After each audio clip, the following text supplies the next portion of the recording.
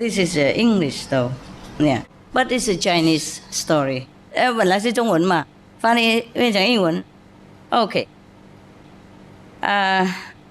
长道陵，这个是故事，有关长道陵。长道陵is a very, very tall, and very vigorous guy. Yeah, his eyebrow is very, very bushy. Yeah, he's about 7 feet tall over. Ooh. And he has a very large and round forehead. Yeah, Chang Taoling is one of the teacher of the China a long time ago. Yeah, in Taoism. Now, on the right foot, he has 7 black dots that connected together. It looked like the Big Dipper, 7 stars in the sky. Yeah. He has a very powerful and long arms that go all the way over his knees. And his knees is, all down there. Yeah. And his arms, they go all over down there, over the knees. Wow. And he walk with tiger-like powers. Yeah, very strong and very fast, like a flying dragon, right? Before he was conceived, the mother of Chan Taoling dreamed that she saw a giant descending from the North Star. So the Lord of the North Star came to her and gave her a flower. When she awoke the next morning, she smelled still the fragrance in her room. Yeah. And discovered that she has conceived a child. Throughout the 10 months of her pregnancy, the fragrance always lingering around her, as long as she has the baby in the womb. Okay. When Chang Taoling was born, a yellow cloud covered the house and purple mist hovered about his mother's bedroom. Yeah. When he came out of his mother's womb, music and fragrance filled the air, and the room was flooded with bright light that matched the brilliance of the sun and the moon together. I mean, the light is as bright as the sun and the moon combined, yes. So Chang Taoling was exceptionally intelligent. At 7, he understood the teaching of Lao Tzu's Tao Te Ching. By 12, he had mastered the I Ching and the classics of divination. As a young man, Taoling served his community as a provincial administrator, but he continued to study the art of the Tao.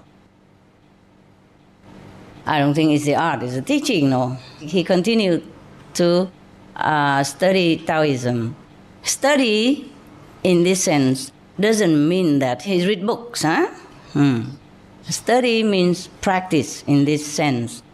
He must have like a teacher, enlightened teacher in the Tao path who taught him the method of enlightenment. So, this is mostly when an enlightened master was born in the world. It's similar like that, huh? There are some signs, the light all over the house, or maybe the 7 lotus, blooming, something like that, yes. Or maybe the 7 lotus wasn't manifesting on the earth for the Buddha to walk on, but it could have been in the vision, in his mother's vision, or someone who is in attendance of his mother's labor day. Understand, the day that she gave birth to Sakyamuni Buddha. Similar, when Jesus was born, there were the big star, that guiding the 3 saints came to visit Jesus. Remember? Yeah. So mostly there are signs. Yeah, when a great enlightened master came to earth, there are signs like that. Yeah? Okay. But different signs. It's not necessary the same signs all the time. But there's something special, yes. Something very elevating. Yeah. Not just for show. Something that makes people feel happy, feel elated and enlightened. It's not because it's a sign of heaven, or not because the master so show off. It's just a natural thing. When a light being came into the world, they are accompanied by lights, yeah, by flower, by a special fragrance or music. Yes, it's not necessarily obvious to everybody who are in the house at that time, but maybe just obvious to some. Yeah, okay. The people who are endowed with spiritual faculty, or who are probably practicing and who are already enlightened somehow, maybe. Well, not necessary. Sometimes not. Like in your case, sometimes you practice a lot, you meditate a lot, and you're waiting for a master to come, and she don't come. And she come to your neighbor and tell your neighbor, well, it's so difficult to get through my disciples' minds. Oh, please come and tell her a message, yes? Or maybe your little kid, yeah, it's only half initiated, yeah, but saw master every day, come play with her, tell her things, and you sitting there next to her drooling and waiting and don't see nothing.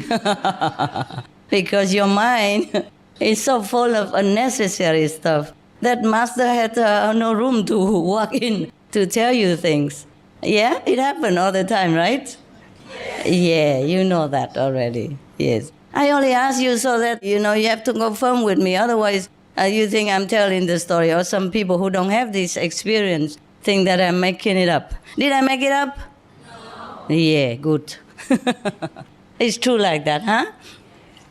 And sometimes the master come to the grocery store owner because you go there shopping every day. And you go home and you don't see nothing. You don't hear master talk. So I had to go and talk to the shop owner who didn't expect anything. And then who got it and then tell you, huh? And then you believe more. Yeah. Sometimes you see the master and you think you imagine.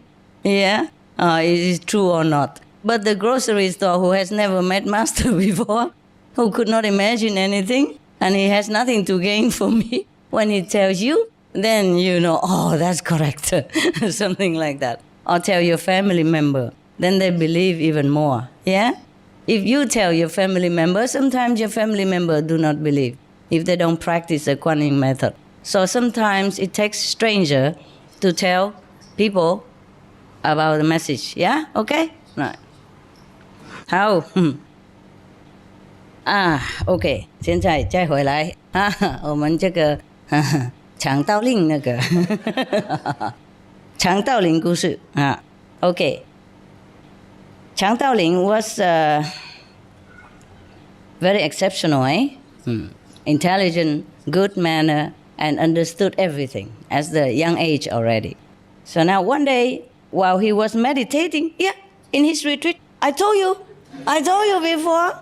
I did not read this part yet. You see, I told you he continued to study Taoism. Doesn't mean he read books from Taoism, but he truly studied with a master and practiced meditation to realize the Tao, not to recite the description of the Tao, but to realize, to be enlightened in the Tao power. Okay, now, so one day, you see, naturally now, look at this. One day while he was meditating in his retreat, I did not read the whole story. Today I didn't have time. I read just a little bit in the front, and then I thought it's okay. Yeah. So now I'm surprised that they even mentioned what I just told you in the front. While he was meditating in his retreat, a white tiger came to his side. In its mouth was a scroll of sacred scripture. Chang Taoling knew that it was time for him to leave the world of politics to pursue the Tao.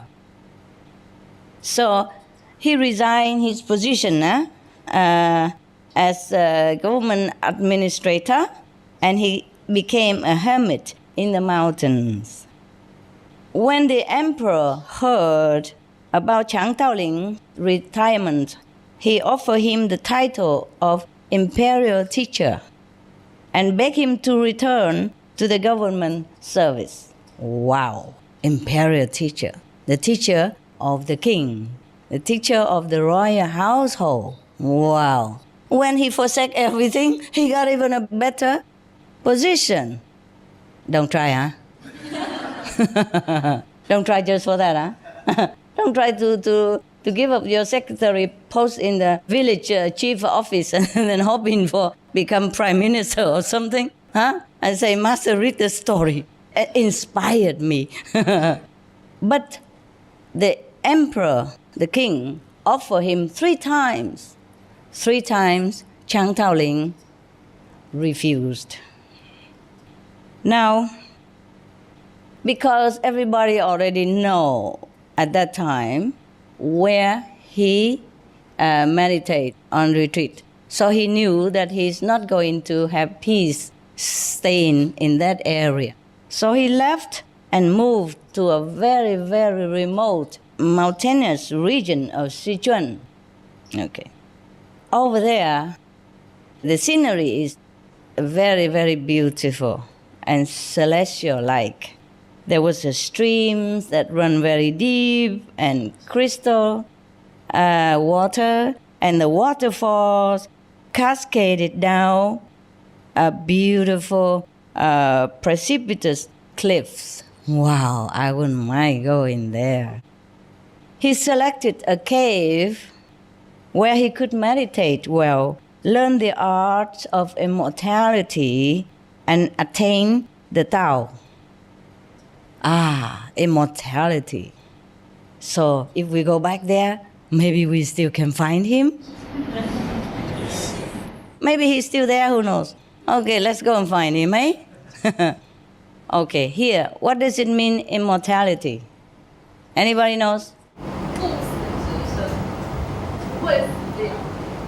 这个谁都晓得啦，不会死掉。那他还在吗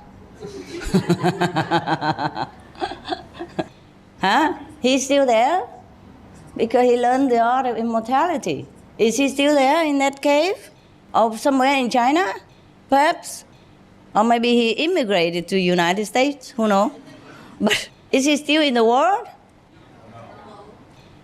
All right. So, what is the art of immortality? Yeah? It's the art of learning to know that we are never born and we will be never dead. Yeah? No death, no birth. Because we became one with all things, we became one with the Creator. Yeah, if the creative force in the universe. Okay, now, is it possible to also learn to live forever or very long time? Yeah, for many hundred years or even many thousands of years. It's possible like that. Learning the art of not physically dying is also possible. It just, in this story, it means that he has learned not to fear death. Yeah? He has learned to transcend life and death, and he has learned to became one with the level that people realize that there's no birth, no death, and there's no body to begin with. That is the art of immortality. It's not meaning only that maybe he lives forever. It's not necessary even to live forever in the physical world, because we live forever anyway. The physical body is there just for some purposes, and it's an illusion. And when we practice meditation, during meditation time, sometimes we realize it is like that we don't really have a body. But then when we have still the karmic give and take in this world, then we still need the body. So we came back for a while And then we go back to heaven and come back to the body and etc., etc. And if you want to live forever, it's also possible. It's just not very necessary. If we want to live long or live forever, we could stay between the border of astral level and physical level. I mean, back and forth, we jump like a border, you know? Okay. I don't know how to explain this. There is a threshold between the astral level, which is invisible body. Yeah, after you so-called die, your physical body disintegrate, but you have another body. It looks exactly like your body right now. It's just more beautiful, yeah, more useful, and doesn't go old, yes, and perfect condition. For example, you lost your arm, one arm here, yeah, or your nose is switched on one side like this, huh? But after you leave this physical body, you have the same arm like before. Your nose is straight in the middle here, yeah, and your whole body is perfect, just like the day you were born. Huh? Yes. Well, some people are born with defects, but what I mean is when you were born perfect, then when you leave the physical body and enter the astral body, your body is perfect. And you will not feel immediately the difference between your astral body and the physical body that you have left behind, except that you saw that, hey, how come it looked like me laying in there and who are me here? You know, the people who do not practice the Tao, yeah, the path of enlightenment, like, for example, Kuan Yin method, when they die, some of them get very confused, thinking, oh, maybe they are still alive, I mean, still in physical body. That's why some ghosts, so-called ghosts, linger next to the physical body or inside the house that they used to live, trying to get back the possession of whatever they have left, you know, like in the house, yeah? So sometimes if somebody go in their house and use their stuff, you know, they get angry, sometimes they throw tantrum, and if they're strong enough, they even manifest themselves into physical body for a few seconds or a few minutes and scaring the whole household, you know, and everybody goes screaming out, there's a ghost, there's a ghost. Yeah, that happens, okay? That happens. Or they came back and, you know, even though they cannot manifest into a visible body, they would make trouble, you know. They try to throw out things in the house or rattle the doors or moving the chairs and breaking the furniture and the bowl and the plates and all that, or rattling the cooking pot and all that, make a lot of noise and scare people, yes. Because they are still very confused. How come nobody hear them? How come nobody talk to them? No, how come his wife is already kissing somebody else? Yeah, this is terrible for him, yeah? Okay. And because they don't have the physical body anymore, they are very sensitive to all the feelings of the people around them. They can travel fast from one city to the next, you know, in a few seconds, or in no time at all. And for them, space and time means nothing much. So they can appear anywhere very quickly. And also, they can see everything. You see? They can feel everything. Like if you're crying for them, they feel very sorrowful.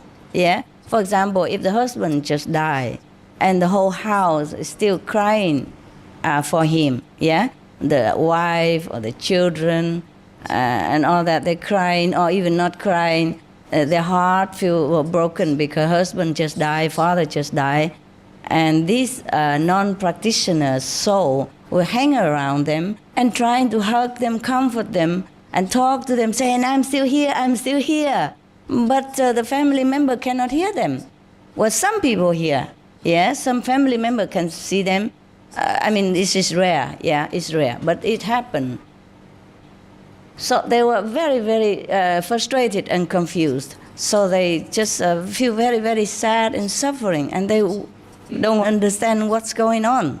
Because they still feel like when they were still in the physical body, and they don't understand why everything is so changed. And nobody would talk to them, and nobody would even recognize they're standing nearby or hugging them. Just ignore them completely like that. For them, it is very confusing and frustrating. So most people, when they talk about immortality, they think in that way. They think, okay, I live forever in this physical body. But it's not always the case, yes? We, the practitioner, if we have to go, we go. Yeah. We have seen many better planets, yeah? Better level of heaven during meditation. We wish to leave this physical body and go there as soon as possible. So it's no problem to us. We all prepare, yeah? And we will not linger to this physical planet. If we are high-level practitioners, we know there are better places to go. Fine. Some people are not yet on a high level. Of course, they still are very attached to this physical planet. But the people who do not practice, when they die, they're confused like that. Yeah? Okay. Now, the person who refused the emperor order at that time is a very daring person, because the emperor could chop your head off for disobeying the emperor or disrespect to the emperor's order. Wow. You could even get all your 3 generation head chopped off for being disrespectful to the emperor. But this guy, he's so brave. Maybe he didn't have any family member anymore anyway. And also maybe he knew it, yeah. And even he knew the emperor respectful to him and might not do the chopping head stuff to him and his family members, but he still run away to another place. Yes, who knows? It's safer to to run away from secular power. From the beginning of the time, we always have problem with the power of authority. Anything that is not conformed to the social tradition or religious belief at that time would incur problem, for the person who practice it. Yes. So he ran away somewhere else, and there he found a beautiful scenery place to stay and practice. And then he attained the Tao. What does it mean, attaining the Tao? Achieve enlightenment. Good girl. Okay, achieve enlightenment. Good. Right. So he had attained a great part of enlightenment, I guess. Yeah? Not just enlightenment, but a great part of it. The great part of wisdom.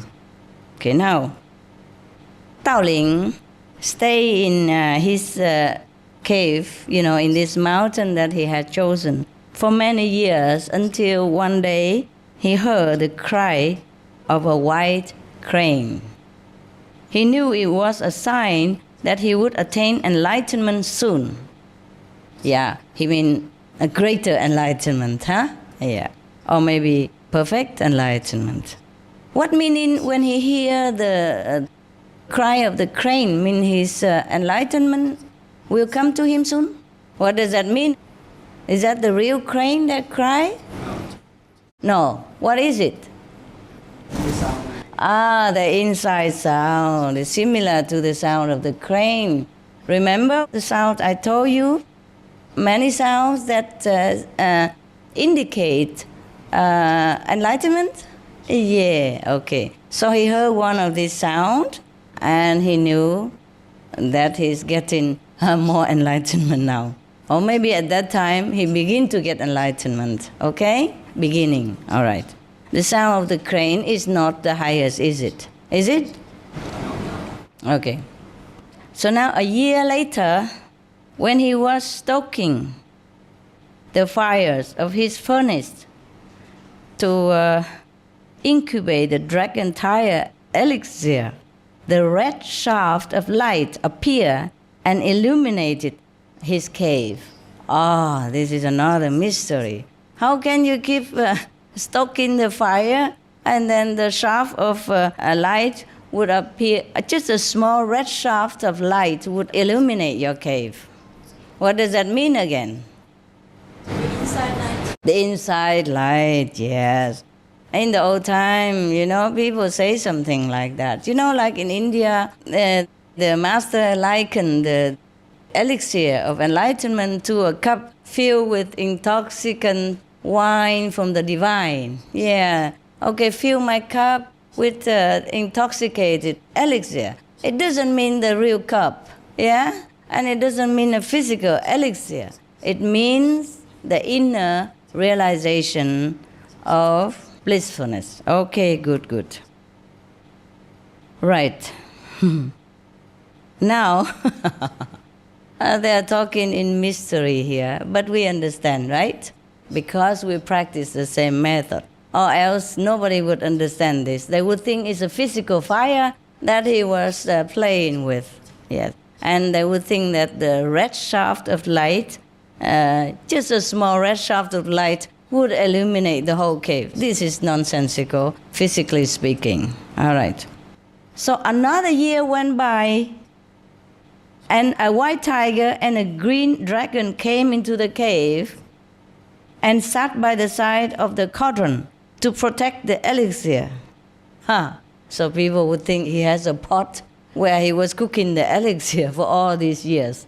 And the white tiger and the green dragon did really come, sit next to the pot of elixir, the potion pot, and guard it. So up to present times, even when I was younger, I always heard something like, okay, the Taoist people, they cook the elixir potion in a pot, and then they can attain immortality. It's always like that. How about you? Did you hear the same stuff? Yes. Yeah, that's it. Yeah, this is a great misunderstanding. They're talking in a parable, and only they themselves understand it. Because in the old time, if you ever leak out that you are a Taoist practitioner and you are enlightened and this and that, then maybe you get your head chopped off. Or you get, harmed in some way. Many masters have died tragically, yeah?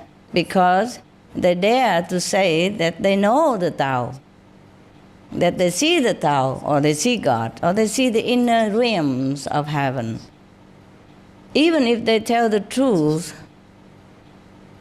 the society, most of whom do not understand what they're talking about, and most of whom cling to the established order of religion, would never believe it, yeah? So they accuse them of witchcraft, of black magic practitioner, of harmful devil worshipper, whatever, because they cannot believe such thing can happen, They would believe that these kind of people, they are just cheating, or they try to get money by boasting that they are enlightened, something like that, and they are harmful to the innocent and light-hearted believer, and so on and so forth.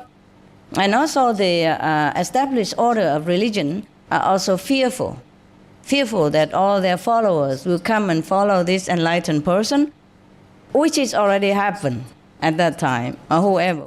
The master at that time would attract a great crowd of all different faiths and different religious order, come to their side and practice the true religious enlightenment, yeah? The knowing from within, the kingdom of God inside, the Buddha nature in you.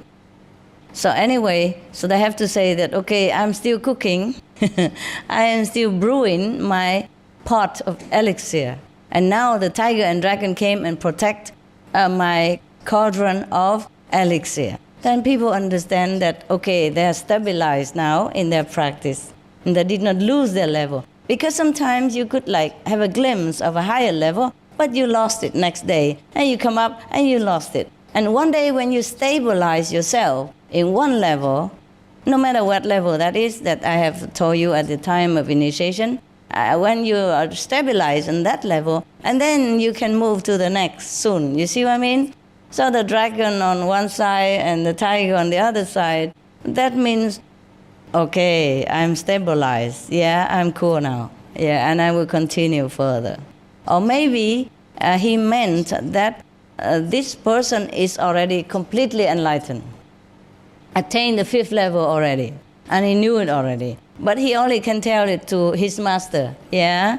Or maybe in the gathering of close disciples, he tell his master, then everybody knows that he attained the Tao. He attained the 5th level, the highest level that the human being can attain. So now, finally, another 3 years passed, and since he heard the voice of the white crane, the elixir was completed, and he became an immortal. Ah, yeah, this is what it is, of course, yeah? He became completely enlightened, right? Right now, completely enlightened. So that's what it means. An immortal, meaning that he's going to be no born, no death again, yeah? He's liberated forever from the cycle of physical birth and physical death. Yes, he attained the 5th level of consciousness, the highest that we can attain as a human being, okay? Yes, completely free from everything, from ego, from karma, from the circle of reincarnation, the birth and death, suffering, etc., etc. Completely free from the karmic retribution and power to drag you back down into this physical world again. So he has the choice whether to be reborn here or not reborn here. And if he is reborn here again, that means it's just to help others. Yeah, he's not forced to be reborn as per bad karmic retribution. That means truly immortal. Immortal doesn't mean you keep this physical body forever. Well, you could, as I told you already, if you stay between the threshold of the astral world and the physical world. You come back and forth a little bit, you know? Yes. Then you cannot stay forever in the physical world, but you can also not stay always in the astral world. You have to be like a rope walker, you know, balancing it. You know, it's like in some country, there's a border in between, yeah, and there's a big, long border, a room, area, yeah, and you stand in between that, and you can just now and again jump to Canada, jump to America, jump to Mexico, jump back and forth like that, yeah, and you come back and forth all the time already, and you are clean and clear, and the border police will just let you go. And no problem at all. And you can also neither be Mexican nor American, you just be free. Yes, like that you can come and go to America, come and go to Mexico. Understand now? Yeah? Okay. If you want to keep this rotten physical body, be welcome. Just hang around in between the astral and the physical level. No? Oh, why not? It's fun. You can come back, see me all the time, and eat a lot of stuff in the kitchen. I remember last night you rather get up and eat the last supper, huh? Of the day only, yeah, of the day. It's nice to have a supper, huh? At night, huh? Anybody want to be breatharian? No? Why not? The pudding tastes good? Okay. All right. Eat a little less, huh? I mean, enough to survive, okay? Don't starve yourself, but don't stuff yourself too much. I cannot meditate very well, yeah. All right, now we continue with the immortality of Chang Taoling. He left his cave and traveled throughout the river valleys and mountains of Sichuan. On one of his journeys, he met Lao Tzu, who taught him how to fly to the stars and tunnel under the earth. They just talk like that. No, they make us all confused, as if we could do that physically. Now, there may be some magical way that you can do that too, but I doubt it. If Lao Tzu would have taught him to fly to the star and dig a tunnel. I mean, 腾云驾雾啦, huh? Okay, means the person who could fly up to the sky anytime he wants and walk under the ground, under the soil, anytime he wants, disappearing anytime he wants. I doubt it very much that Lao Tzu would have taught him this kind of magical power. Do you know why I doubt it? So simple. Okay, do you remember why Lao Tzu wrote the Tao Te Ching? I gave you a hint. Why he wrote the Tao Te Ching? One of the border police chief, get hold of him and didn't let him go until he wrote down something. Is that correct? Ah, you remember now? How wonderful, such a good memory you have. I read that when I was 7, and I still remember up to now. Okay, now, so suppose Lao Tzu knows the art of truly physically flying, disappear into the star, or walking under the soil, disappear into the ground, then he would have escaped. He wanted to go away. And that guy stopped him and say, you cannot go until you write me something. So Lao Tzu had to stay there, a prisoner, and wrote the Tao Te Ching, finished, and then the guy let him go. Do you understand me? So what does it mean now? Fly into the stars and walk under the earth anytime. It doesn't mean your physical body can do that. It doesn't mean your physical body can do that, correct? So what does it mean? We could do that, right? When we meditate, we left the physical body. Sometimes we even see our physical body sitting there. Yeah? And then we fly up to wherever the master takes us, yeah? And then even master sometimes take you, go down under the earth, or go to hell, help people, to help somebody, and to show you because you want to go to hell. Not because you like hell, but you want to prove that hell exists. Okay, so sometimes master even take you there. And then you are crying to go back quick. Yeah? So this is the meaning of flying up to the star and disappearing under the soil to walk under the earth. Yes. So you heard the story of the monkey go to the west? Sun Wukong, yeah, he could fly to the star and he could run under the earth anytime he wants to disappear. It could be a similar story. This person has not reached the complete enlightenment, but he could go visit places like that already, yes. But even though he has attained so much power like that, visit hell, visit heaven anytime, he still has to pay homage to Xuan Zhuang. Even though Xuan Zhuang doesn't have so much magical power like he does. The reason is Xuan Zhuang was destined to be a master. And he is above all this smaller level, like go to the astral level, come back and all that stuff. Yes. So that's what it meant. So let's go back to Lao Tzu. So when Lao Tzu departed from Taoling, he gave him a scroll of talismans that had the power to heal the sick and a magic sword that could drive away bad spirits. What does that mean? Does he really give him something? No, he might.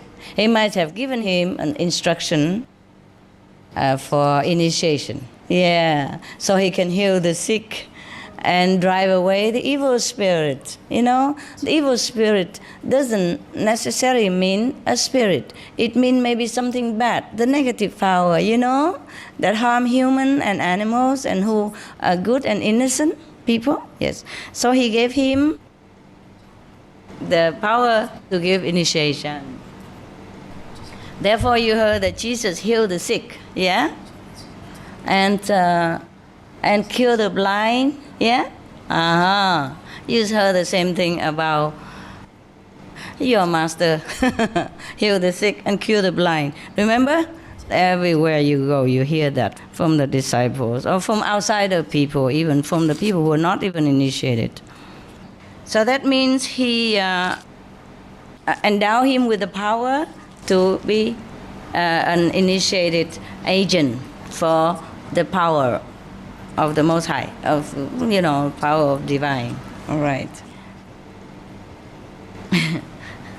The sword that could drive away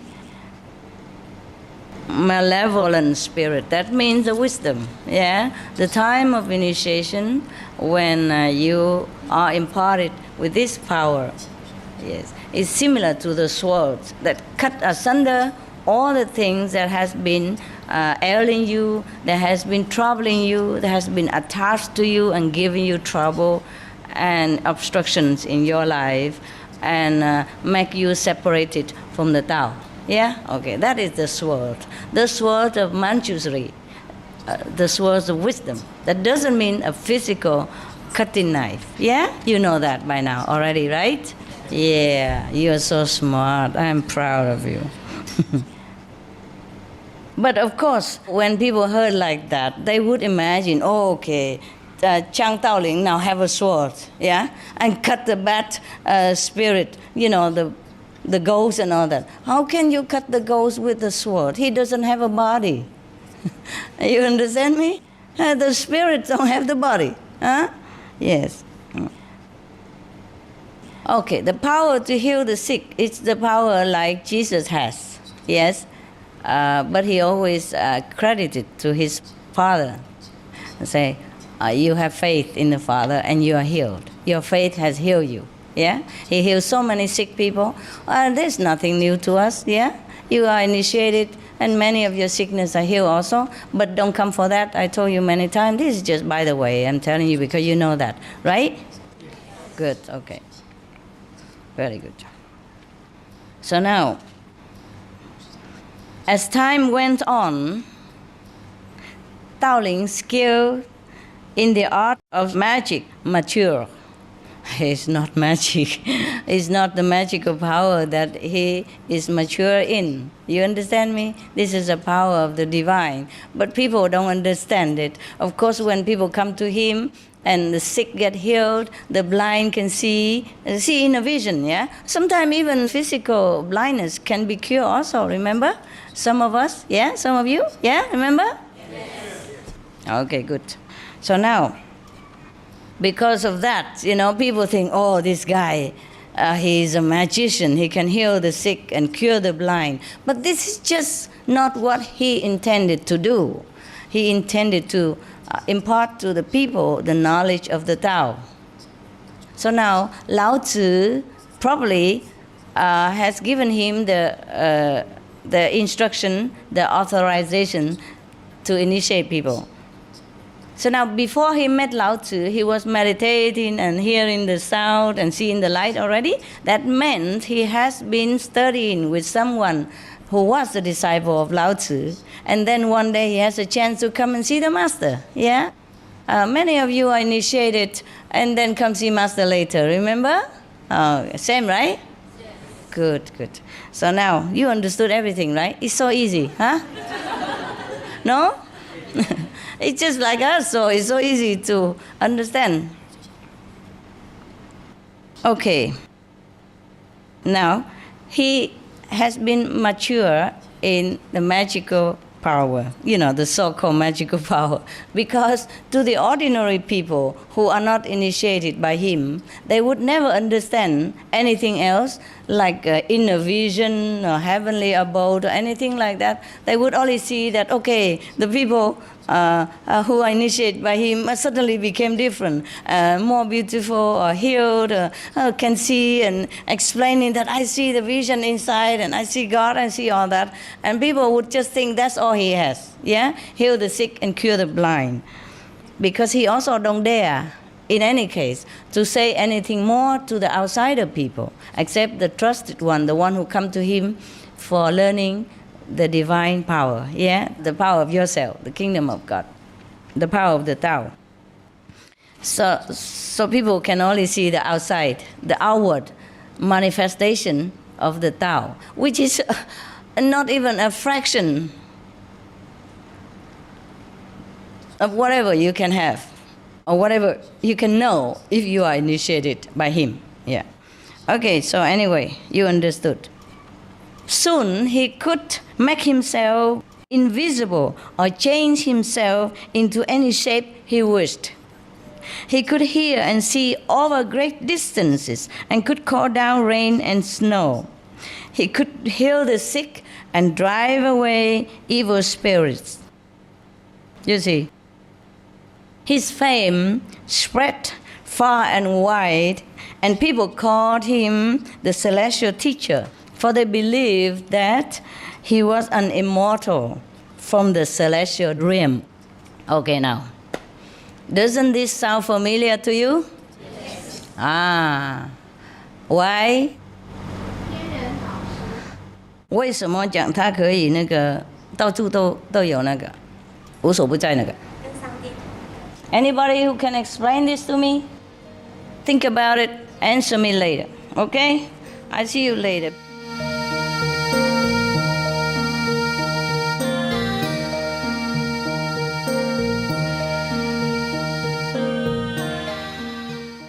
Repeating my words is good, but realizing my words is better, okay?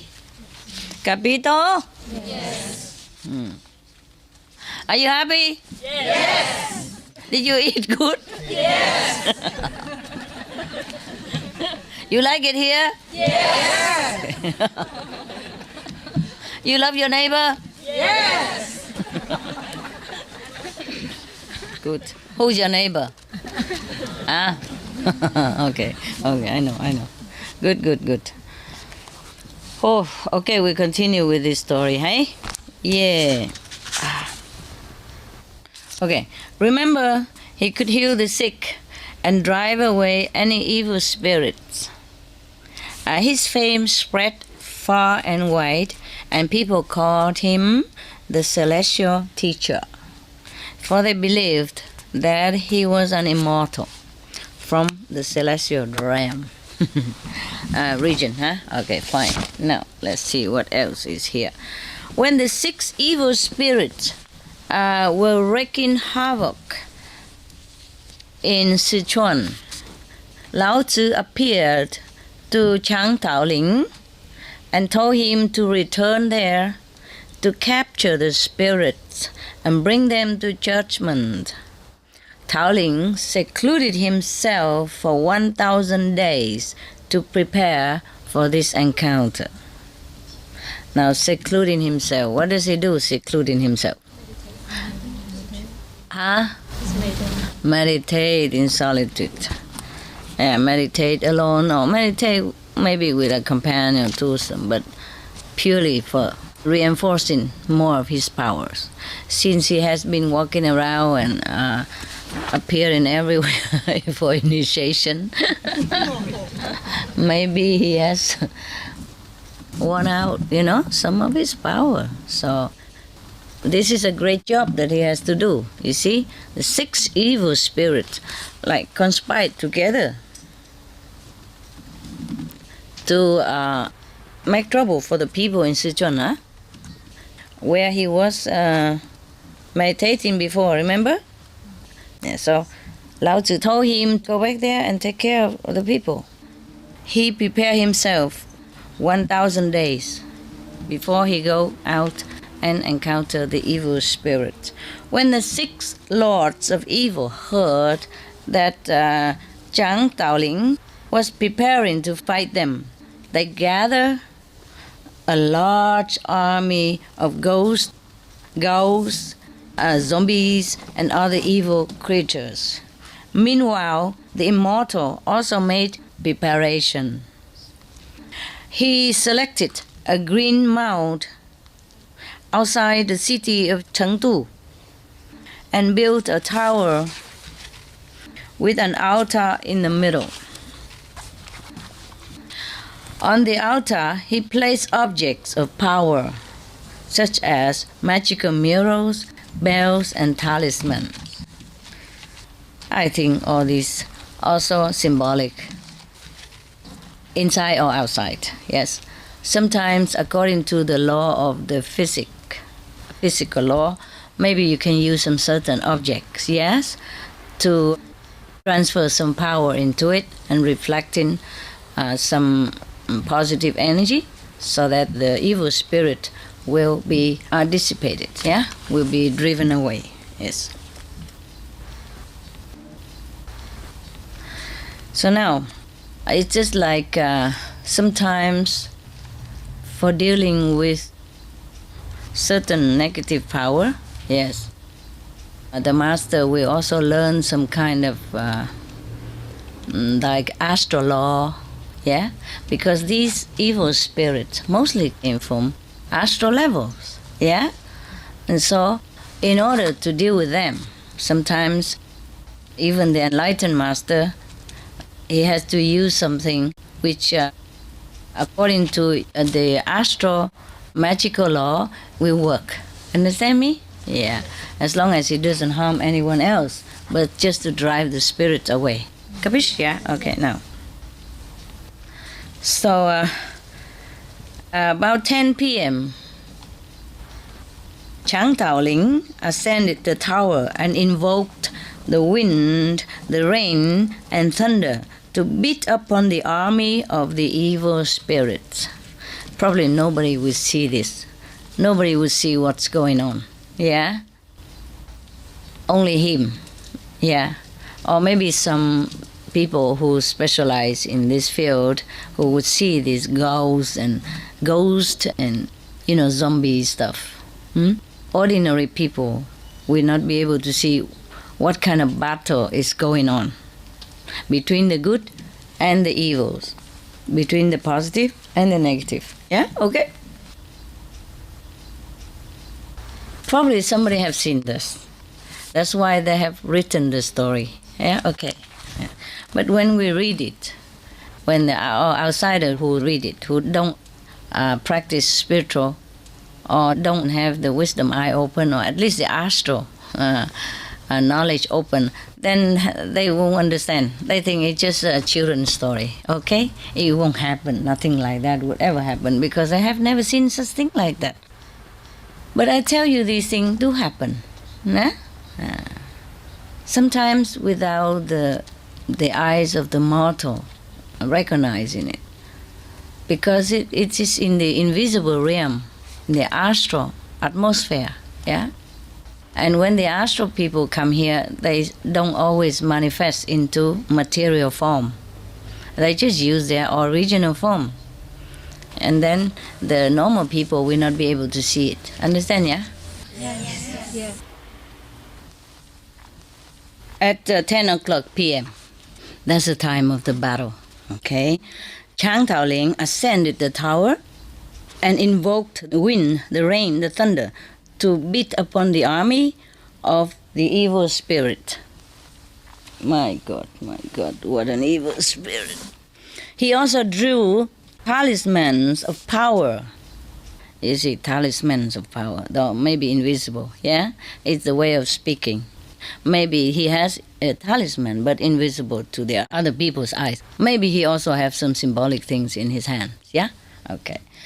And called on the celestial deities to fight the evil forces. Yes, the lords of evil sent flaming spears and arrows to hit Chang Taoling. But none of them could harm him. Phew, scary, huh? As the deadly missiles flew toward him, he waved his swords of power, and they were transformed into lotus flower. Have you seen anything like that somewhere? No? Some Chinese people saw it. These things are abstract, but they do happen. These are invisible things, yeah? If you listen to some of the CD or DVD of old time when I was in Taiwan, yeah, some Chinese recount some of that. Yes.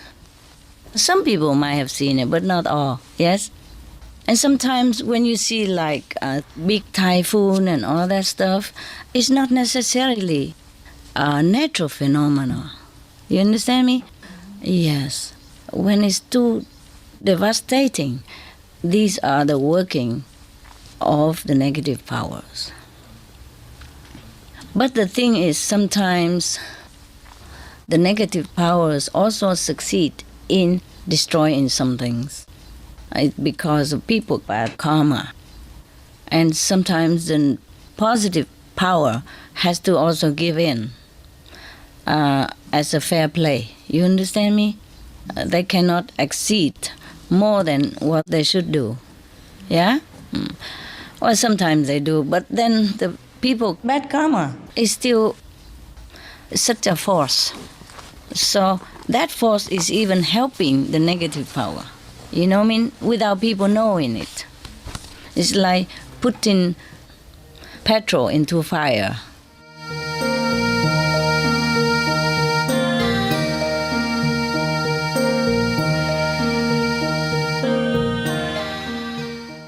The lords of evil then sent an army of hungry ghosts to attack Chang Daoling. But when they reached the altar, when the hungry ghost reached the altar, want to attack Chang Daoling, the immortal drew a talisman, and all the ghosts fell on their knees and begged for compassion. Next, the 6 evil lords sent an army of ghosts, vampires, oh my God, and zombies to attack Chang Daoling. When these creatures came near the altar, he rang his magical bells, and the undead clutched their ears and fell to the ground, never to rise again. It's too loud for them. They cannot bear. It's just the bells, the inside bells. Such a strong power that the ghosts cannot bear. Yeah. Seeing their mission had failed, the Lord of Evil came forward themselves to attack Chang Daoling, who grasped his sword and drew the great seal of power. The sword emitted a stream of bright light. Told you, that was transformed into a net. The net descended over the 6 evil spirits and formed a cage around them. Then the evil ones saw their captor striding toward them with his sword of power. They begged at this time. They begged for mercy and forgiveness. Daoling said to them, "You have brought illness and suffering to countless of people, and for these evil deeds you must be punished. But as the celestial way is compassionate, I will not kill you. However, I will punish you by keeping you locked inside the depths of a mountain. In this way, you will not harm people again." You see that? Even forgiveness has some limit. Forgiving is fine, but this kind of evil force cannot always let them run around making trouble for people for no reason, So when the people saw that the 6 lords of evil had been captured, they went to thank Chang Daoling and asked him to teach them his magic. He did not want to turn them away, so he told them to organize themselves into groups to help people who were in need. He also told them that the most effective way to fight evil was to do good deeds. If everyone did only what is good, then evil could not take hold. To his close followers, Chang Taoling taught the magic of talisman.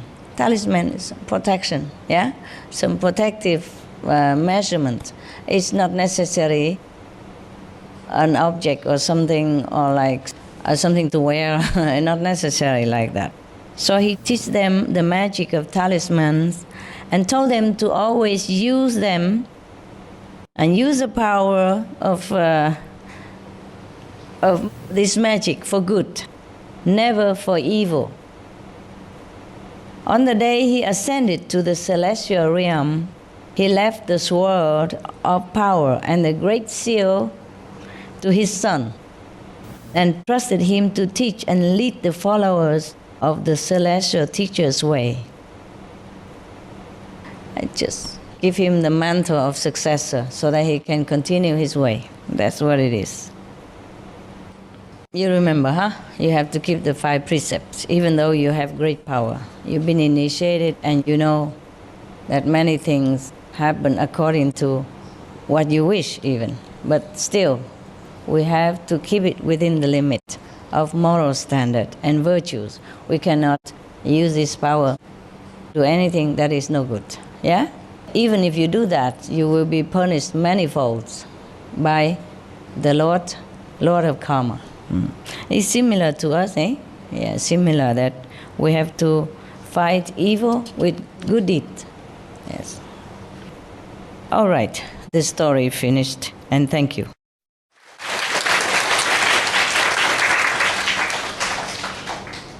Now I think you should meditate, okay? Yes. And if you have to go home, go in peace, okay? And go with God's love. Continue whatever good deed you're doing and will be doing, and more all the time, yeah? Lean on virtue. Use virtue as your pillow. Use God power as your protection. Yes. Light and sound as the nourishment for your soul. That's it, okay? Yeah. I love you. Okay, we meditate now.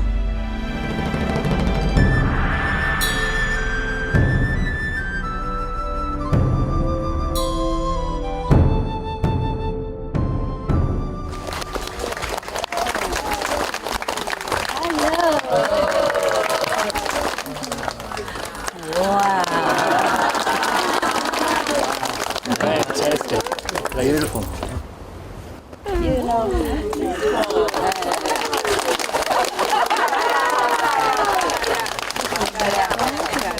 洗眼睛嘛 For you to wash your eyes.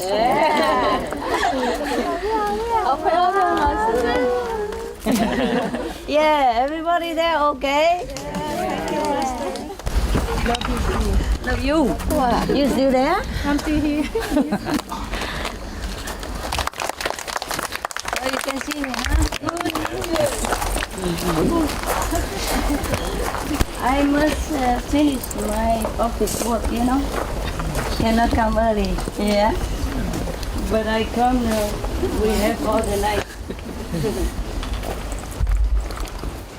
Oh, it's raining. Yeah. I don't think it's going to rain very long. It's beautiful. Is it good, huh? You have extra clothes anyway? Yes, yes, we do. You just soak yourself. Cool, huh? Yeah. It won't last long. I think not.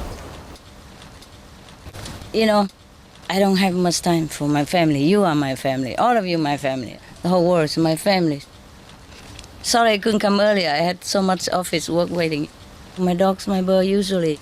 We spend a lot of time together, sleeping together, hug and all that. And now, you know, I have very little time. No time for napping together and all that. So whenever I'm home, you know, a lot of love, you know, playing around together. And snacking a lot, and they get fat, and then I go, and then they come back. They lost some weight, and I come back, get fat again. It's okay. I take all my office work, you know. And I sit together in the kitchen, and I'm working, and they're playing, and I watch TV, and now and again they come and snuggle, and I pat, and then continue work, one hand work, one hand pat, and they take turn to come. I'm very polite. When one had enough, or the other one pressing behind, say, come on, get over it, You've been there too long, man. It's a long queue here. And then he run, even though he still want to stay. I know that. Also, they take turn to come, and then I work in one hand, and another hand I pat them, and they're also okay. Yeah. Just the birds are more difficult, Dogs are more natural. They run around you all the time. Birds are more difficult. Yeah. One sister of yours, they say she's kind of a little vexed that every Sunday she doesn't see my dogs and my birds. She heard them when I'm cooking, the cooking show, and she wants to watch it every Sunday. Breakfast time with me and dogs and birds all together, my goodness. And then she think I can have like 10 hands, It's the dogs may be okay, yeah. But the birds are not, because if I put them in kitchen, sometimes they're frightened of something. They fly into the soup. It's not funny, is it?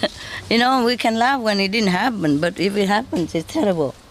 So she doesn't know what life I have. My goodness, look like every Sunday, Saturday, I sit there with her here, dog there, and then cook for her at the same time.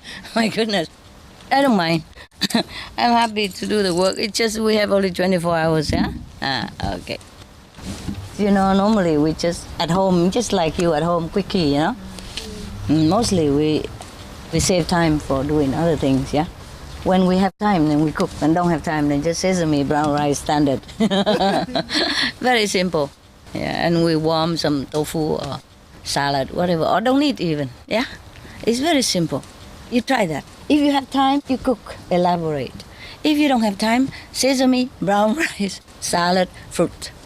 Yeah, and you have tofu handy or veggie ham, something, you warm it up. We don't even need to wash too much, huh? Just put everything in a pot, huh? Like a stew style, Put it in there and you cook. I taste just as good, huh? My secret. The secret of a good cook. We don't live to eat, no? Or do we? Here, yeah, huh? I told you only in case you're busy, nah? Yeah, and it's still okay. As long as you have some fresh salads, fresh fruits accompany with it, and some rice. That's all you need, or bread. My dogs also eat like that. They love it, no problem. They don't mind. Whatever, yeah. They're very simple. Just have to feed by hand, that's it. They don't ask for much, You have 9 dogs and feed one by hand. Imagine, no, they didn't ask for much. Just joke. That's why all my attendants are busy. Every time, where is A? She's busy with dogs. Where is B? With the birds. Where is C? Went out shopping for dogs. We don't have enough dog food, or we run out of nuts for birds, something like that. Anything. Yeah. It's okay. Fine. Okay. You remember yesterday we talked about Taoism? Yeah. And the founder of Taoism seemed to be Lao Tzu, huh? Yes. Okay. In Vietnam, we also say Đạo Lão. That means Laoism. Laoism is the equivalent of Taoism, okay? I told you, after Lao Tzu died, they call themselves Laoism, no? And Christ died, they call himself Christian, huh? Mohammedan, Buddhist, yeah, you know already, by now. All right. Okay. So today, I'll tell you a little story about Lao Tzu, since you want to know why. Why is he an old man and then become a young boy and all that? This is the thing with the enlightened person, They can be anywhere, anytime. They don't have to be old yet to become a master. Huh? According to legend of China, Lao Tzu, the name Lao Tzu means old kid. Also mean old man, like Kung Fu Tzu, yeah, mean old teacher. Kung Fu Tzu mean a master Kung. Huh? Legend had it that he was in his mother womb for like 70 years, and then he's born. Yeah, That's why they call him Lao Tzu, old baby. Okay, so these two words is the same. Either Tzu as a teacher or Tzu as a kid, a child. So maybe because he's so old and he's still a kid, so they call him Lao Tzu, mean old kid. Huh? Okay, I guess. Now, the legend had it that he was staying in his mother womb for 70 years plus and then come out, okay? That probably explains why yesterday, remember the guy met Lao Tzu as an old man that came to his town, remember? And then he said, later, so and so years, you come back to such and such town and you find a blue ox. And then once he found the blue ox, what did he find also? Young. A little kid. Yeah, a young master, remember? He said, my young master loved this blue ox very much. That young master is just kid, but because he's working for that family, so they call him also master. Eh? Yeah. So I'm not the only master, so don't worry about it, okay? The name doesn't matter, the name. All right, so now maybe even before he was born, he was already a master. I go in there just for the purpose of teaching his first disciple, yeah, and then he disappeared. Yeah, he just appeared to go there for a while to teach him. Meanwhile, he was still in the celestial realm. He has not come down to reincarnate yet. You see what I mean? That's why he says, and so year, and you go to Sichuan and look for a blue ox. And because he would know at that time he will be reincarnated again. See what I mean? Or maybe at that time he is already old, yeah? And he taught his only and first disciple. And then he left the physical world, and then he knew at what time, what day he will be reborn again, and where. So he told his disciple, go there, you meet me again. Yeah. But when he came there, he saw a little kid. But then a little kid transformed into an old man. Perhaps that's why they call him Lao Tzu. Yeah, a little old kid. Because his name actually is Li Er, you know? 那个儿就是儿子的儿哈，小鹅的鹅哈，耳朵，哎呦，不怎么好听，大概他修观音法门，所以要强调那个耳朵吧。Okay, so his name is Li Er, and the sometimes it sound like little baby also, or a child. But I asked them whether that character is written as a child or as a ear. So they say it's an ear. 耳朵 yeah, mean your ear, yeah, and 女儿 mean little kid, yeah, or my child, my daughter. 儿 mean child, yeah. So they say it's written as an ear. I said, oh my God, it's not very nice name. But I say, I guess maybe because he practiced Guanyin method, so they mention the ears for the sound, you know. Maybe it's destined to learn or to teach Guanyin method, so his name is already earmarked like that. So that we don't mistake, okay? So people don't mistake at that time. So his name is Lao Tzu, you know. Perhaps because of that event, yeah? Maybe because of that transformation in his house when his first disciple came, yeah? Suddenly he transformed himself into an old man. I don't think it is physical, yeah? I think it is more metaphysical, yeah. Perhaps his disciple, as well as other people around, can also see it at the same time. So they witnessed it, and so they changed his name, become a little old kid. Yes, I guess that's what it is. They think that he has been in his mother womb all this time, for 70 years, and now he just came out. Because otherwise, how would Wen Shi have known this man long ago when he was 70 years old? You see what I mean? Yeah. Or 60-something at that time. So they put 2 and 2 and they make it 4. But this 2 and that 2 doesn't make 4. And never mind. I mean, the worldly people, they can never explain this, yes? So they would just say that he has been in his mother womb all this time.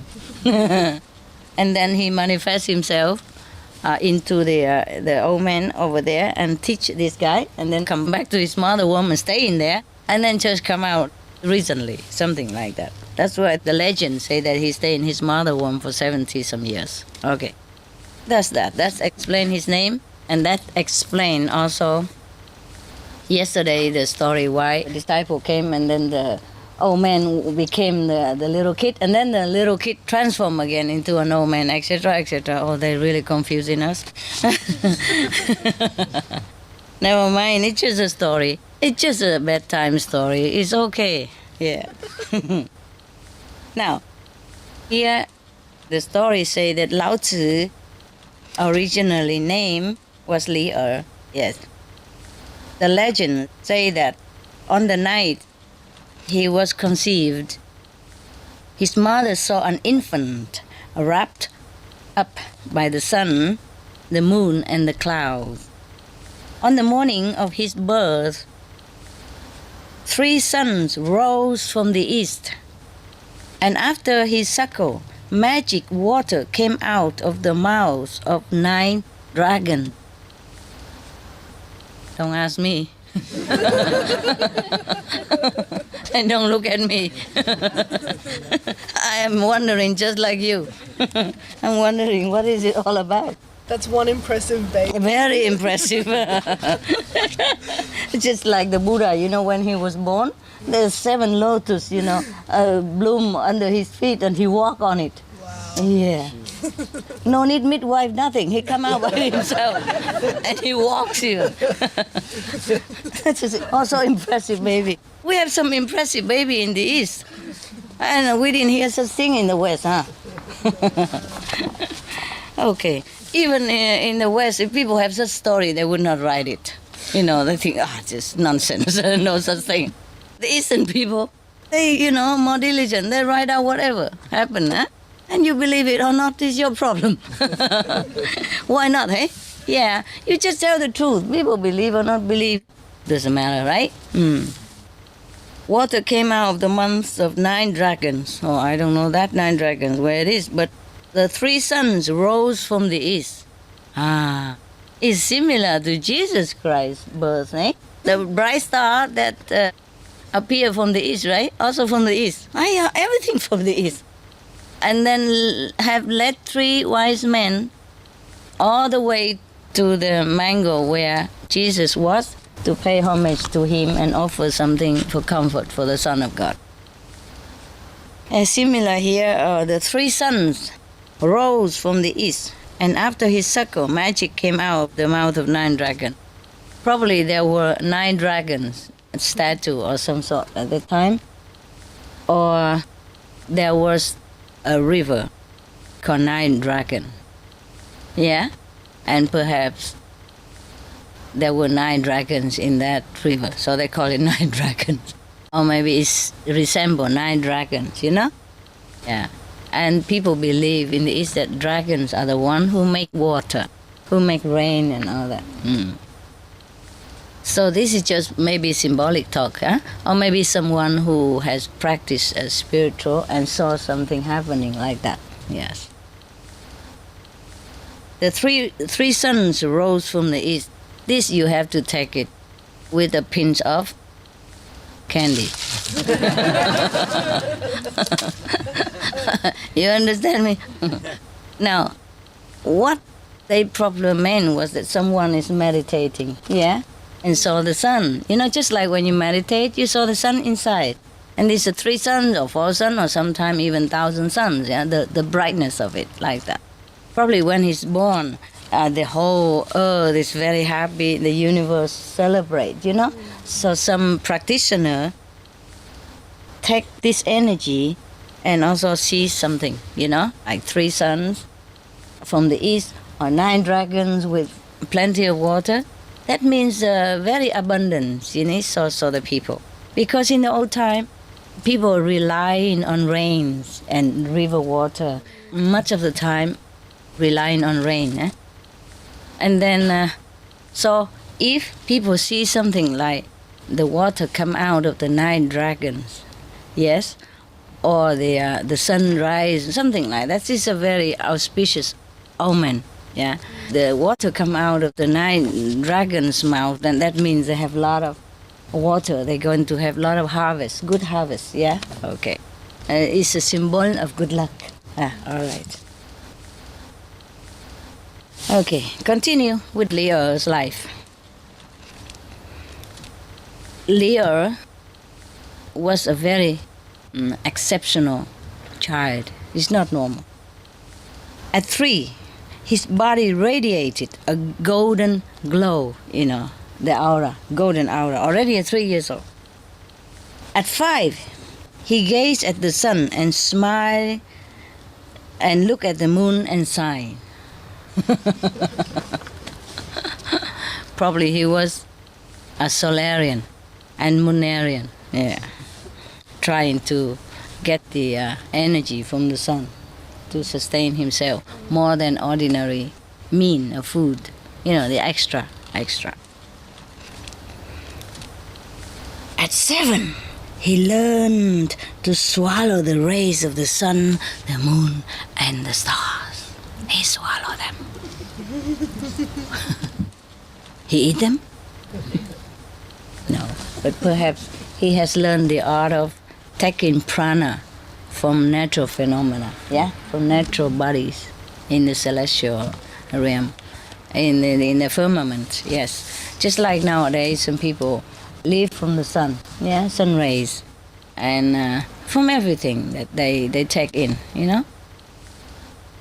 We saw on TV the man who eats only sun, who live from the sun, and he drink just a little water every day, remember? And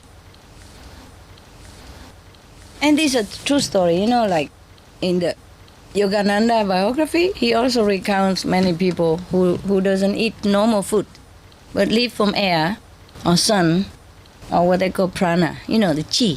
In Chinese they call it chi. The chi is everywhere, from the ground you walk to the air around you, from the trees, forest. Yeah, especially in the forest and mountain, the chi are purer than normal here. Yeah. There was one person, a woman from the West, the Occidental people, and she also tried to live on air like that. And she say whenever she's up in the mountain or somewhere like remote area, she can sustain the non-eating state. Yeah, long time, longer. But whenever she went down back into the city, she cannot hold it very well. Perhaps the air, the chi, in the atmosphere in the mountain and the forest is more conducive for some people. Yeah, some people, they can just live anywhere and also live on air as well. Yogananda, he has told us the story of Teresa Neumann in Germany. Yes, that has been proven even by doctors, that she never ate. She just swallowed a piece of wafer thin, like paper, like piece of paper, like those they're consecrated in the church. They give you wafer cake, very thin, like paper, like a piece of this paper. Yeah, and she swallowed that every day as a ritual of a nun. That's it, and nothing else. And she lived like that until she's gone. I myself, I told you already that I knew also one nun in Taiwan. She lived until 60-something, and she has never eaten anything since a long time, many, many years. Maybe since her 30 or something. Yes, since she became a nun, and then she just don't eat. But she drinks a little bit of water that consecrated by the compassion mantra. That is supposed to be the mantra from Kuan Yin Bodhisattva. Yeah. So every day they do this ritual, like in the church you get up and you pray and sing song, praising God. So a Buddhist temple also in the morning you wake up, you sing the sutra and the mantra and the old text, and then consecrate the water by that, bless the water by that, and then she drink a little bit like that every day. She really doesn't eat anything. So this thing happened, hey? Yeah. So perhaps Lao Tzu, when he was young, he already began to learn the art of solarian, breatharian, manarian, waterian. whatever, yeah. So in case you don't have any food, don't panic. Just remember you have the source of all sustenance within you. Just call on to that force to sustain you. That's it. Really simple. And continue your Guanyin practice. In that case, we save a lot of more time. Also, what's wrong with it? Don't have to panic, right? No need to wash dishes, no need to go shopping, nothing.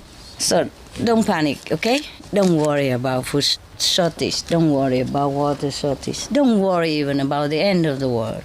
We are doing things like informing people, vegetarian, all that, all because of compassion, yeah? Or because we want people to awaken within themselves their own noble nature, their own compassion, and their own loving great self again. That's all, okay? So don't worry about dying or have no food. If you have no food, you pray, okay? To the inner divine self, which provides things for everything on earth and all the universe, yeah? The air also provided by that source.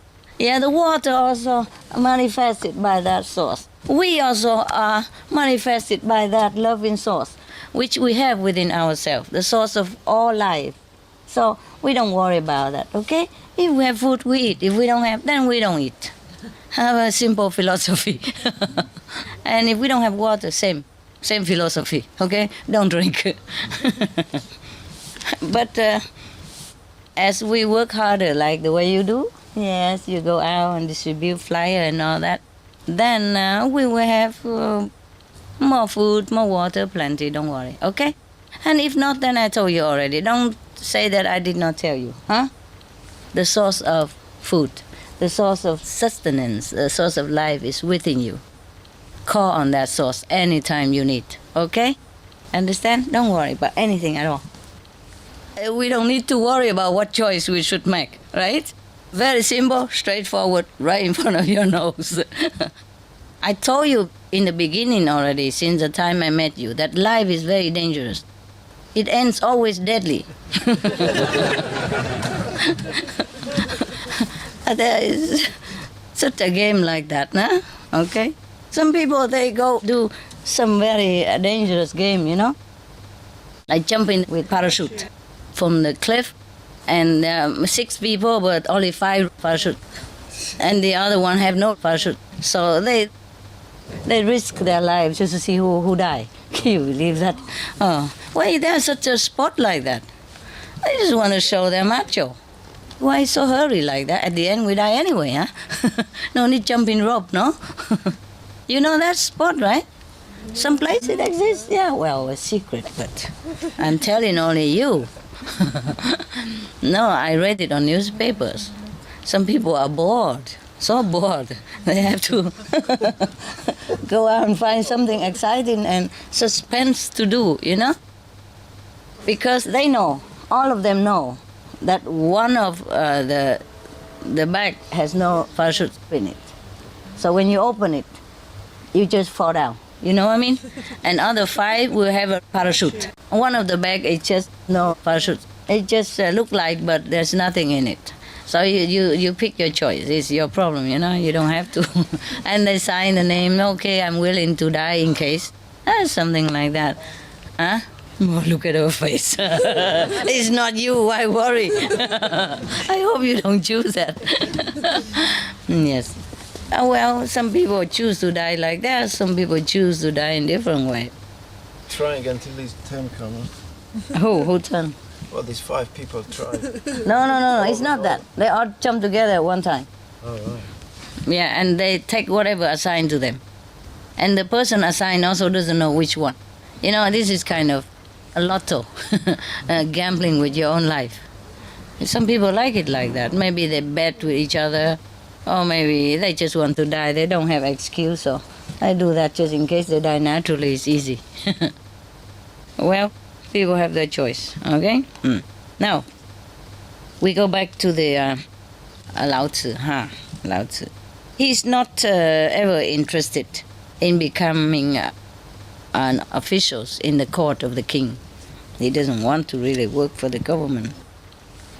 So he went to the library to work as a librarian.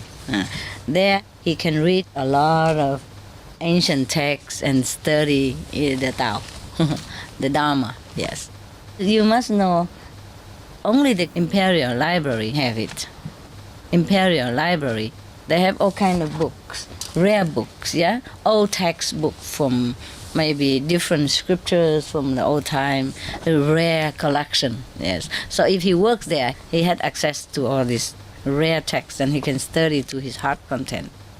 If he's a poor man, he could never afford so many books. You know, he cannot buy all that himself.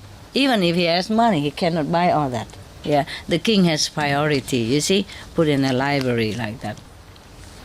And you must know in those times to have a book is something of the great possession, because they don't use machine like nowadays to print text. They carve alphabet, they carve words into stone tablets or wood, yeah? And so they do it one by one like this. So the process of printing is very laborious. And if you want the book, I guess you have to wait for a long time, yeah. Therefore, if you can have access to the Imperial Library, that is very lucky and it's wonderful. So he loved to study those anyway. So he worked there. At that time, the lord of that area is Liu An, yeah? And he has a palace, of course. And one day, 8 old men, went to this palace and asked for an audience with this lord, the prince. Maybe one of the prince. You know, prince, but it's like a lord of the region, you know? It's not like prince in the palace, son of the king. It's not necessary like that. When you're aristocrat, you can also be called prince, and then you own your estate somewhere, like in a castle and something like that. So 8 men, very old men, appear in front of this castle and ask for an audience with the prince, Liu An. The guards at the castle look at them with this kind of eyes, you know, maybe half eyes, only one eye. I don't know how, but it seems like not a very normal eyes here, you know, as the way is written, and said to them, "You want to see our Lord, huh? You better have something to offer him, do you?" So they say, what is your Lord desire? So they say, okay, there are 3 things that our Lord, you know, they call him, is very interested in. The first thing that he liked to learn the art of longevity. The second thing is he wants to meet the scholars of extraordinary status, scholars, well-learned scholars. The third, he would like to recruit retainers who are experts in the martial arts. I mean those kung fu master, eh? All right. You are all old and weak. And I told you they look with different eyes, didn't I? You are old and weak. What can you offer to our Lord that you come here bothering us? When the 8 old men heard this challenge, they laughed, and they said, "We have heard that the Prince, the Prince of Wainan is a generous man and does not judge people by appearances.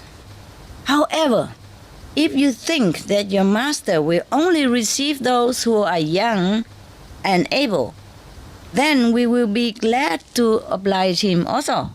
Yeah. Oh, the hidden muscle somewhere, huh? Immediately, the 8 old men transformed themselves into handsome, strong, tall youths. Wow, I'd like to see that happen one day in front of my eyes. Remember the joke I told you? A little naughty joke? No? In a church, the pastor said to his congregation that today the church especially needs extra money. If anybody who give like $3,000 into the plate can choose 3 hymns for that day. So the old woman right in front gives $3,000. And then the pastor asked her to come up and say, okay, now you can choose 3 hymns. And he said, I want him, I want him, and I want him. The 3 handsome hymn. Okay. She should have come and learned with this amen. Okay. Oh, immediately the guards knelt on the floor, begged for forgiveness, and ran to inform their master at once that their 8 immortals had arrived at their gate. Yeah. Liu An quickly went out and to welcome the visitors, and who by then had transformed back into old men already. Old men, aren't they busy? Huh? Why don't just keep one form, huh? And transform back and forth, confusing us. All right. The prince also knelt down on the floor, bowed to the men, and said to them, "It is an honor for me to receive such distinguished guests." So that night, Liu An prepared a big feast to honor the 8 Taoists. During the dinner, one of the old men stood up and said to the prince, "We see that you are sincere in your pursuit of the Tao. Each of us has a specialty that he can teach you. One of us can command the elements, make rain and change the course of rivers. Another can move mountains, tame wild beasts, and summon spirits and ghosts." Phew. Are you interested? No? Me neither. Nowadays we just use the cat, the bobcat, right? The crane. Simple move mountain. Another can hide the movement of armies and make them appear at different places at the same time. Interested? Nah, we don't want war anyway. Another cannot be harmed by fire, water, or weapons. Another can create and craft anything he wants. Animals, plants, or inanimate objects. Another still can see impending disasters and is skilled in the arts of longevity and immortality. Wow. Interested? No? Okay. Good boy. Good girl. Another can transform dirt into gold and lead into silver. Oh, that's interesting. If I had no one like that, we could tell him transform this place into a bigger place. Or transform all this pepper into gold, and then we can buy a bigger place. Yeah, then all of you can stay forever. Every day just transform in pepper and go out shopping. We don't need to work anymore, right? We use the pepper to buy tickets and send you all over the place to inform people about vegetarian diet, then come back in no time. I need somebody who also can manifest aeroplane. Or UFO. We come and go, eh? Okay. Another still can fly in the sky and tunnel beneath the earth. This is typical of those magical power at that time. Yes. They talk about flying in the sky and tunnel under the earth. They love those stuff. Yeah. Of these skills, which one would you like to learn? Your Highness. So Liu An, the prince, replied to them, "All I wish is to be able to predict catastrophe and live a happy and long life." Oh, he didn't want much, huh? What would you like to learn? You say all of them, right? How can you learn them all? Even 8 of them, each one only can master one kind of art, not all of them. You know why? Take a long time to learn those things. I just go out, pay a few $100 and then get the bobcat and the crane, and then they do it fast. All this you take long time to learn. You understand? Years and years of practice. And have to continue all the time, otherwise you forget. You lost the power. So Liu An spent 9 years. I told you. Liu An the prince spent 9 years learning from the old man and eventually succeeded in making the pill of immortality. Where is he now? You see what I mean? Immortality, I guess, is not physical. Hey? Yes. And all the things that they were talking about here, I guess, is also not physical either, yeah? It's just like when we meditate, we feel like we fly in the air. Yeah, we do fly. And some of you went visit other planets and come back tell me a lot of stuff.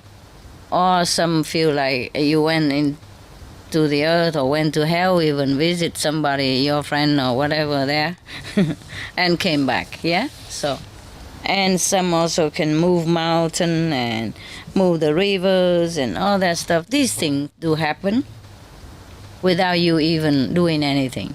If you're a practitioner in the time of need, any miracle can happen to protect you or to help you in a special situation,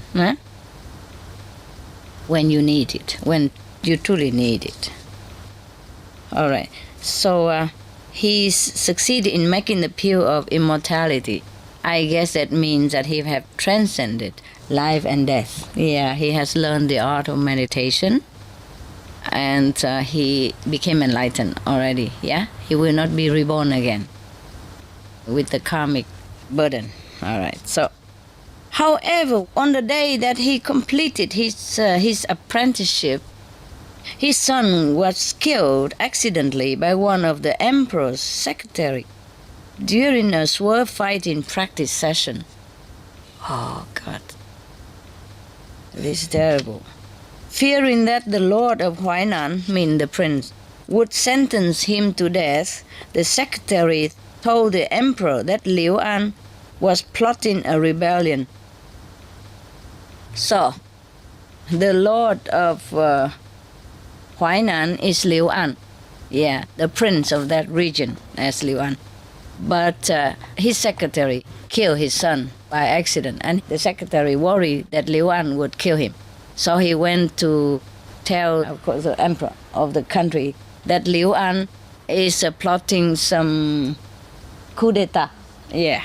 Instead, so that the emperor will go and capture Liu An and family instead, so Liu An cannot kill him. You see? Oh, terrible, man. That evening, the emperor issued an order to arrest Liu An, of course. And the old man said to the prince, "You should leave the palace immediately." Before the emperor sent some guard to capture him, the old man already knew it. Yes, yes. So he said, "This is a warning from heaven. If you tarry, you will be captured and executed." Liu An heeded the advice of his teacher immediately. Good boy, good boy. He didn't know why yet. You see what I mean? And the old man doesn't say nothing much. Just say, if you stay here, you will be captured and killed. Being a good disciple, he did not need explanation. Good disciple don't need explanation. They just listen to their master. Period. Right? Whatever the master say, they know is correct. So he did not ask further. He immediately listened to his master and escaped. So he went to his laboratory, took a pill from the cauldron, the immortality pill, and swallowed it. Yeah. So in his hurry to leave the palace, he knocked the cauldron onto his side and scattered the remaining little pills all over the floor. Before the pills could be picked up by the servants, they were eaten by the cats and the dogs in the household. So you know what it's like, huh? Cat dog became enlightened, huh? So when the emperor's soldiers arrived at Liu An's palace, he was nowhere to be found. The officer questioned the townspeople, and they told him, "Oh, we saw the Lord of Huainan," mean the Prince Liu An, "floating up in the sky with cats and dogs flying with him together behind him."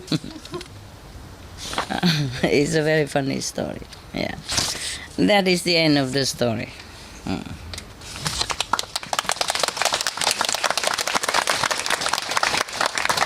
So now, do you think that Liu An really did cook up some potion in his kitchen? Huh? For Supreme Master television show or something? So, what means by he came and took a pill in the cauldron, you know? Remember, they say that at that time he already succeeded in cooking, making a pill of immortality. So what does that mean that he go and took some pill from the pot? What does it mean? Mean he really took some pill? He meditated. Oh, okay. And then he escaped, huh? Probably escaped somewhere. But because he meditated, and during the meditation times, perhaps people see his transformation body fly up in the sky, you know? But at that time, he probably was somewhere else already meditating, yeah? And of course, his dogs and cats, if they're with him, they probably also flying all over the place, yeah? And people see that and they think, oh, they all fly up in the sky. And not necessarily they see that, but the people who meditate, you see? Maybe his fellow practitioners, yeah, saw him that. And in the town where the immortal have come, probably they teach more than just the prince. You see, the prince would have let other people come and learn also, yeah? So the whole town probably mostly are practitioners. If something the prince learned, he would have shared it with others when it's such a good thing like that. You see what I mean? And he has the power, you see? He's a chief of the town. So, of course, he let everybody come. And, okay, come here and learn and get initiation and practice together. And Liu An probably was the one who got the highest enlightenment first, or the complete enlightenment first, yeah? So at that time they say, oh, he has cooked up the pill already. In the old time they have to talk like that. You know, you cannot talk about enlightenment, the Tao, and oh, that you get your head chopped off. Yeah, you know that, right? Even nowadays, we still have to be careful where we say it, and it depends on which country. We cannot even say things openly. You know that, right? So you see, even when you practice the Kuan Yin method or meditation like this, if you are highly developed spiritually, your cats, your dogs also get elevated. Huh? It's true like that. It's true like that, yeah. Okay, so even 5 or 9 generation of yours also get helped, yeah? Your dogs, your cats also. Whoever you love, yeah, will be also elevated accordingly, according to your standard. If you are high, they are also high. If you're low, they are also low. Oh, too bad. It's fair, no? All right, good story, huh? All right, good, that's it. Are you happy now? Yes. You also need to go home to work, okay? I mean, not just work earning money, but work for the world, okay? Also, yes, huh? Must earn money, right? But also work for the world, eh? Yeah, all right. Yilu Sun Feng, huh? Yilu Sun Feng. Have a good trip. I'm so sorry you have to leave. I really am. I want to keep all of you, honestly. Maybe one day. Who knows? If the world is safe, huh? Stabilized, huh? Or we catch one of those amen, huh? Who can transform dirt into gold, huh? And then we can buy the whole beach down there, huh? Buy all the hotels on the beach, huh? Okay, we meditate then, or anything else? Meditate, okay? Is that okay? Okay, I sit with you, okay? Yeah, all right, love.